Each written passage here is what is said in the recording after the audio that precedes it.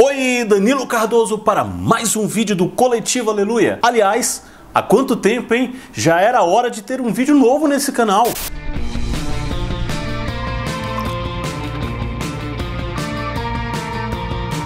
Fala galera, há quanto tempo a gente não tinha um vídeo novo aqui nesse canal, né? O pessoal até pensou que isso aqui estava abandonado, mas não estava.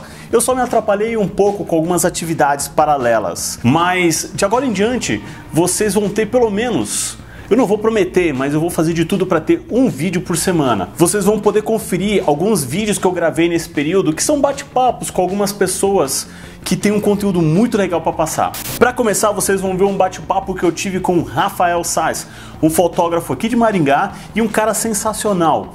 Ele tem um trabalho de fotografia na área de moda, mas paralelo a isso ele tem um empreendimento social chamado Walking, onde ele viaja para alguns lugares, tira foto da cultura, ou como ele mesmo gosta de dizer, do sorriso das pessoas, traz isso para o Brasil e vende essas fotos molduradas, né? Não para colocar dinheiro no bolso, mas para arrecadar grana para mandar de volta para essa região onde ele visitou. Conheça um pouco dessa história.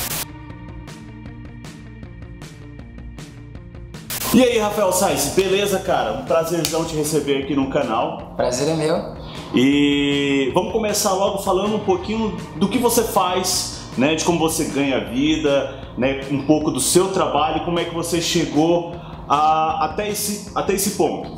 Bom, eu hoje trabalho com fotografia de moda, esse é meu ganha-pão, o sustento aqui do estúdio. 95% dos trabalhos é só para empresas de confecções ou revistas, editorial de moda, algumas coisas de beleza, né, de maquiagem. Então essa é a fonte de renda hoje do estúdio, né? Eu tracei uma meta lá atrás, antes eu já fotografava de tudo, um pouquinho, de casamento, aniversário, todas essas coisas aí. E hoje eu vivo de fotografia de moda, né? Hoje o carro-chefe aqui é essa área da fotografia. Bacana, e você falou que já fez de tudo um pouco, né? Hoje você fotografa moda, mas o que de mais estranho você já fotografou? Cara, já fotografei cirurgia de catarata de cachorro. Não, sério? Já. Ô, louco. Operação de cachorro, mas aí tem algumas coisas, assim, peça de caminhão. Mas eu acho que o cirurgia de catarata de cachorro foi o mais esquisito, assim. Tá vendo aí, você quer ser fotógrafo, mas já quer começar fotografando um top models? Aí, tem que fotografar muita peça de caminhão, né? Cirurgia de catarata de cachorro, tá vendo? E eu falo que eu só não fotografei velório. Não é do resto. Se bem que hoje tem gente fotografando velório e postando no Instagram, né? O selfie, né? Enfim, a tecnologia. E como é que você escolheu essa profissão? Por que você escolheu a fotografia? Cara, eu acho que a fotografia acabou me escolhendo, na verdade, porque era um hobby. Eu acredito que a maioria dos fotógrafos que eu conheço, assim, que estão com uma carreira consolidada, a maioria deles, quando você vai investigar, eles começaram por hobby. Eu acho que a fotografia é uma coisa, é um gosto comum, praticamente todas as pessoas gostam de fotografia, e muita gente que fotografa por hobby acaba virando fotógrafo, se tornando fotógrafo, ganhando a vida com isso. Tem casos aí, o próprio aqui, o estúdio eu divido com um amigo meu, a gente investiu aqui junto, que é o Roger. O Roger, ele era psicólogo de formação, trabalhava com psicologia e largou tudo para viver de fotografia. Então eu acho que a fotografia meio que escolhe assim as pessoas, né? E quando eu me dei conta, era isso que eu tava fazendo, era isso que eu gostava de fazer. E se eu tiver que fazer outra coisa hoje, eu não sei o que vai ser. E você já viajou também a alguns países, fotografando inclusive, né? Fala um pouquinho, qual foi a sua primeira viagem pra fotografia mesmo, assim, fora do Brasil, dentro do Brasil, que assim te marcou? Eu sempre quis viajar, quando eu era moleque eu queria viajar, e uma das minhas metas de vida era conhecer o máximo, não o máximo de lugares, mas conhecer lugares que eu pudesse, não sei, adquirir conhecimento, adquirir novas culturas, né? Experiências. Então, exato. E como eu gosto muito de fotografar, fora do estúdio eu gosto muito de fotografar na rua, sempre tive eu comecei fotografando na rua, né? Na rua, foto de cotidiano, exatamente. foto de cotidiano, eu falo que às vezes o simples é de onde eu consigo tirar uma foto legal, né? Tem um pintor que eu me inspiro muito, que é o Hopper, e ele fala que para você pintar uma tela, uma cena boa, você não precisa de uma cena espetacular. Sim. Você precisa enxergar às vezes no simples algo que possa ser transformado numa pintura. E eu trago isso para foto. Né? Então eu comecei a viajar pensando não em fazer turismo, mas em vivenciar os lugares e trazer imagens desses lugares que eu pudesse enxergar na rua de uma maneira diferente, né? Uma visão sem ser de um turista.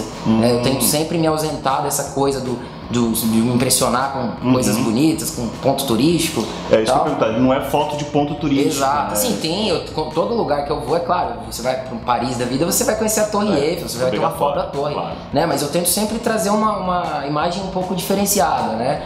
E eu gosto muito, exato, eu gosto muito de ir pra rua, eu faço tudo muito a pé, é difícil eu pegar ônibus, metrô nesses lugares, só quando é uma distância muito grande, né? Que é exatamente para eu descobrir coisas que talvez se eu estivesse dentro de um ônibus ou de um táxi iam passar despercebidas, né? Bacana. Na nossa própria cidade, você tá de carro pra lá e pra cá, pra lá e pra cá, muitas vezes você tem um ponto na cidade que você nem sabe que existe, você passa lá todo dia. Verdade. Porque você não parou pra olhar mesmo, né? Sim. Então era isso que eu tentava trazer dessas viagens. Só que o que me marcou mesmo foi quando eu decidi ir pro Nepal, né? E aí eu queria mudar um pouco os ares, eu queria partir para uma área da fotografia social e documental. E eu tive a chance de ir pro Nepal e foi a viagem que foi divisor de águas, assim, pra minha carreira. Cara, você acabou de falar que foi pro Nepal. O Nepal, claro, é um país de paisagens belíssimas e de um povo extremamente interessante, né? E de história interessante, exótico. E como você falou que gosta de lidar com gente, fotografar cotidiano, eu fiquei curioso. Primeiro, assim, o que te levou a fazer essa viagem no Nepal? E qual foi a tua experiência lá? Como é que foi esse choque de cultura? Porque é uma coisa extremamente diferente do que a gente está acostumado aqui, né? Cara, eu fui pro Nepal pela seguinte questão. Eu queria fazer algo diferente. E um dia, assim, eu reparei que eu precisava fazer um tipo de foto diferente, algo que fosse histórico. E aí tem o Lucas, que é um amigo meu, que tem um negócio social. E eu me ofereci pra ele, falei, Lucas, quando você for fazer uma doação, eu quero ir junto, quero ver como é que funciona isso, né? Quero fotografar isso, registrar isso. E aí, em 2015, teve aquela catástrofe no Nepal, uma série de terremotos que assolaram o país. Sim. E 2 meses depois desses terremotos, a gente foi pro Nepal. Então, eu já tava, é a primeira vez que eu tava indo pra um país tão pobre, né? Antes eu tinha conhecido outros países, mas eram países mais estruturados, países mais ricos, né? Então, assim, já foi um choque de realidade, porque era a primeira vez que eu tava no continente asiático. Então, é cultura totalmente diferente. E eu cheguei depois de uma catástrofe. Então, acho que foi numa paulada só, uma série de coisas assim, que eu não sabia o que encontrar. Então, quando eu cheguei em Katmandu, que é a capital do Nepal, eu demorei um pouco para entender o que era resultado de um terremoto e o que era já da cidade.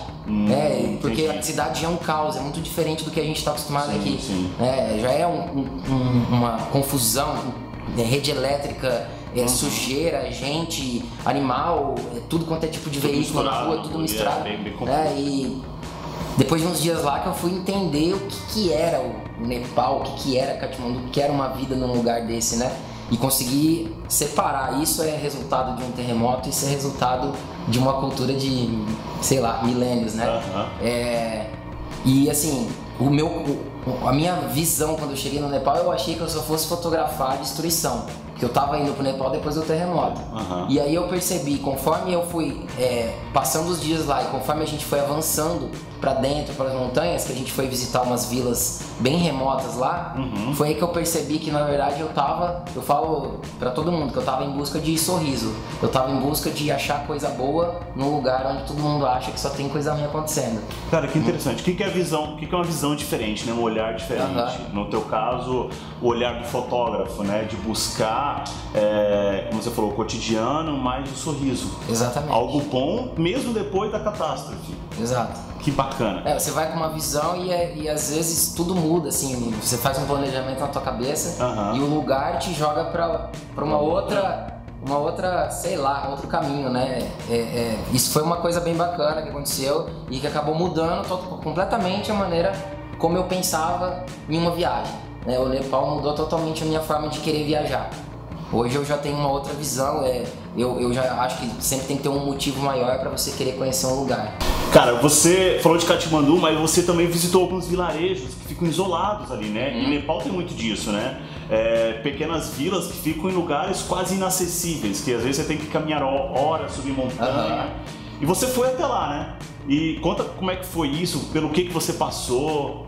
Cara, a gente passou muito perrengue, na verdade, porque a gente foi em junho de 2015, em julho, época de monções, que é chuva o tempo todo. Chuva você no mesmo dia você enfrenta todos os tipos de sensações climáticas, né? Vento, chuva, calor, frio, você passa por trilhas escorregadias. Então a gente estava indo para uma vila chamada Vila Patli, né? Essa vila, pra gente chegar lá, a gente teve que percorrer uma estrada para andar 200 km nessa estrada, a gente demorou 8 horas. Uma estrada uma coisa que provavelmente você faria em 2 horas e meia, 3 horas. Eu acho que eu não faço nem 3 km, mas vamos lá. E pô, estrada difícil, sinuosa, perigosa. Depois mais 2 horas de caminhada no meio da montanha à noite, para chegar numa vilinha que a gente dormiu, e no outro dia mais 10 horas de caminhada. Caraca. E aí, cara, enfrentando tudo isso que eu te falei, e peso nas costas, sanguessuga. Subindo montanha, cara. Sanguessuga é uma coisa terrível, assim, chata demais, que no começo você até assusta, mas depois você se acostuma com ela, você só te, sai daqui, tipo, esse bicho me pegando e tal. É uma coisa assim, pra gente que não tá acostumado com isso, é uma coisa chata e um esforço físico tremendo para chegar nessa vila. E aí a gente chegou na Vila Patli, que é só dessa forma. Ou, sei lá, de helicóptero pra chegar num lugar desse, mas quem que vai ter um helicóptero lá pra ir? Não tem como, então você tem que passar por todo esse esforço. E pra gente é um esforço tremendo, e a gente percebeu que pra eles é uma coisa natural, eles saírem da capital e ir pra lá. Né? Pra eles é um caminho que talvez a gente faça em 8, 10 horas de caminhada, eles fazem em 6, 5, né? Pelo costume já. Porque daí lá a gente chegou lá e a gente viu que as crianças fazem isso, pra ir pra escola, pra voltar. Né? É natural deles, um pra ir na casa do outro, na casinha, não fica uma perto da outra. E é tudo na montanha, 3.000 metros de altitude, né? Himalaia, só que também tem as recompensas, né?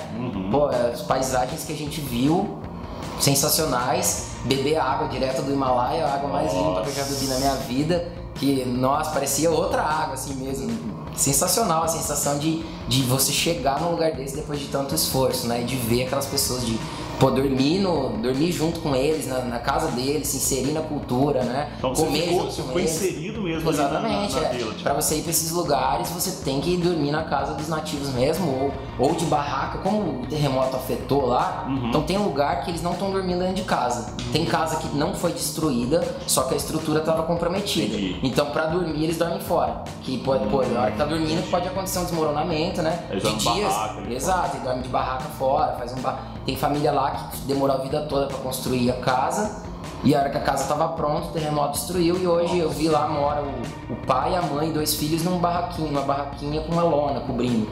Então assim, terrível, né? Você saber que você passou uma vida toda para construir algo, né? E vem um desastre desse e acaba com tudo, e hoje ele não tem condição financeira para fazer a reconstrução dessa casa. Mas o perrengue para chegar assim é forte. Mas vale a pena? Vale. Não, vale, até talvez pelo intuito, né? Pelo motivo que tava levando a gente pra lá. Fazer a doação lá, o Lucas foi fazer uma doação de uniforme nessa vila. Então ver a gratidão das crianças em estar recebendo aquilo, a gratidão daquele povo, né? Eles reconhecendo a importância. Pô, você pensar, dá um uniforme, né? Que a gente tava doando. Aquilo é de uma simbologia e de um significado tão grande pra eles, que só você vendo mesmo eles receberem aquilo pra você ver a importância de que às vezes com pouca coisa você faz uma diferença muito grande, né? Sim, isso que é bacana, a motivação certa, né? Muita gente viaja, né? Vou curtir umas férias, ou algumas vezes a pessoa até vai para fazer algum trabalho voluntário, mas vai para aquele espírito assim, não, eu vou fazer algo bom para ver se eu ganho alguma recompensa na vida, né? Aí é estranho. Tô comprando meu terreno no céu, mas mais ou menos assim. Vamos ver se Deus me abençoa mais, porque eu tô ajudando, né? Eu acho que assim, tem que ter motivação. Exato.